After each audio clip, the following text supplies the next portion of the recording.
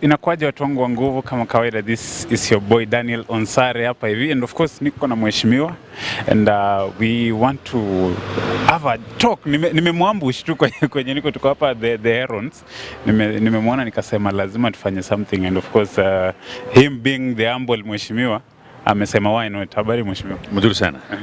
We want to appreciate you for the interview first. Asante kabisa. Huko Nairobi Monday watu wana expect kwa nyumbani unapika kazi kunaendaje?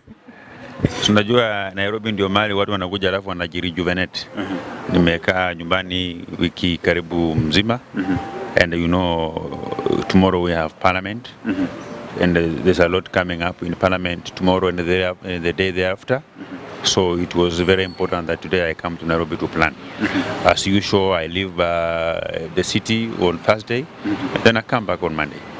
Yeah. And watu wa Western mmekuwa so vocal in terms of politics this 2022-2027 season, and from the look of things most of you wanajituma sana.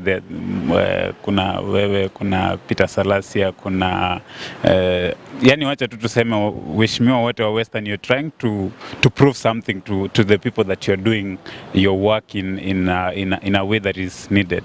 Why is it that you're so vocal in pale online? Hatujui kama ground mnapiga hiyo kazi yenye tunaona online. Of course, I mean, whatever I have done in my constituency speaks for itself. I've built more than 45 story buildings of 8 classrooms and above. I've built more than 15 primary schools from scratch, where you build 20 classrooms, 18 classrooms. So I have done pretty very well, and the reason why I work very hard is because I'm young. You know, I'm young. I don't want the people of community to render me jobless. If they do so tomorrow, I mean, it will be very detrimental. Yes, you know, yes. And the beauty and the advantage of electing a young person, that this young person will be very innovative. He will stretch his hand beyond the normal, so that you make good use of your long political career, and you preserve your political career, because if it's terminated, where will you going to go? Mutembei cannot give me an employment, you know. So that's why some of us, we are very busy with the development of our constituencies, and most importantly, why we are very vocal is because we are in touch with the electorates. Unajua kikuwa unakaa na wale raia ambao wana matatizo ambayo walikuchagua uwasaidie, you will be able to understand what is going on, what they expect. So you only vocal on matters that the people want to hear. So if you don't know what the people want, what the people are going through, then you can't be vocal, even if you are vocal, because you have no content.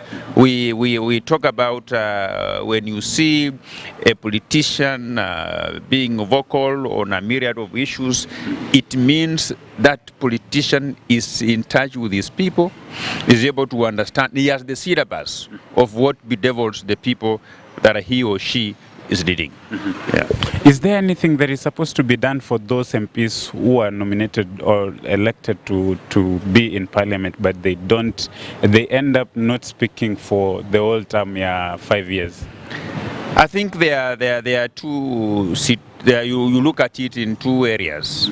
You know, you can be vocal about matters affecting your people on the floor of the House, in Parliament, or you cannot just even be vocal about them in funerals, as long as the agencies will pick whatever you are talking about and implement. So you cannot really judge a person on whether he is speaking in Parliament or not. You know, you have to look at a number of issues altogether. Yeah. And maybe perhaps just to ask, Mumias and many other Western sugar companies are now not working, and maybe if some of them are working, there is some political issues in those companies. What can you tell Kenyans, what were Western about the sugar companies? You know, I am a believer that people engage in sugarcane farming to be able to earn a living. so that once the cane matures, the beauty of the people who are sugarcane farmers is to get someone buy their cane. Buy their cane, give them money so that they can use the money to sort out their financial problems, fiscal fees, medical bills, etc. and so on. So I am a believer in a free market economy, that you do not tie a farmer to a particular factory. If that factory is unable to pay that farmer, and there is another person who is willing to buy the cane at a good price and pay the farmer on time, you should never deny a farmer that opportunity. So we want to liberalize cane farming, that anybody available to buy cane, we're able to buy cane. I am against zoning. And we must also revamp these factories. These factories, the machines are old age. They are old fashioned. We now have a new technology.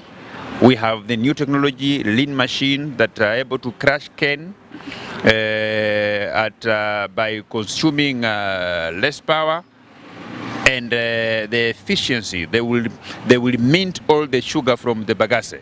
But the machines we have in Zoya Sugar, in Chemelil, in Mumias Sugar, these are machines that were designed in late 70s, in early 80s. The technology has been overtaken by events. We are in the digital era. We are in the very huge machines with the very huge boilers. They consume so much power, and the efficiency is maybe 60%. After they have crushed the cane, the majority of the sugar is left to go to waste through the bagasse.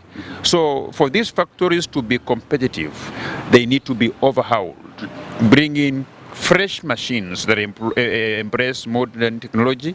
That is the only way that we are going to revamp our sugar sector in this country, and also limit the people who are sabotaging the revamping of these state-owned factories are the cartels in the sugar sector.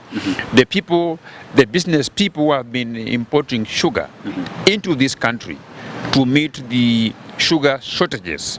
These are the cartels, these are the people who have been sabotaging the revamping of the sugar sector in this country, and we are going to ensure that they do not succeed in whatever they have been unleashing to government for very many years. We want to protect our local farmers.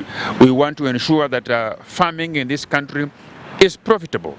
And most importantly, Kenyans should also understand that the country Kenya, naturally, by God himself, is divided into different geographical areas.